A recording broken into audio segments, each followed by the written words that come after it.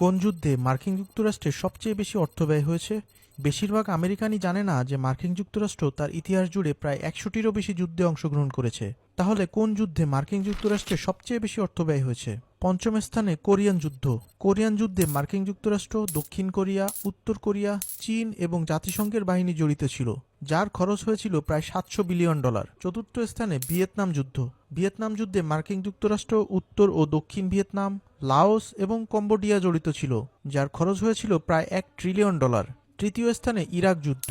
Iraq যুদ্ধে মার্কিন যুক্তরাষ্ট্র, ইরাক এবং জোট বাহিনী জড়িত ছিল। যুদ্ধ এবং পুনর্গঠন সহ প্রায় $১.৯ ট্রিলিয়ন খরচ হয়েছিল। দ্বিতীয় স্থানে আছে আফগানিস্তান যুদ্ধ। আফগানিস্তানের যুদ্ধে মার্কিন যুক্তরাষ্ট্র, আফগানিস্তান এবং ন্যাটো মিত্ররা জড়িত ছিল।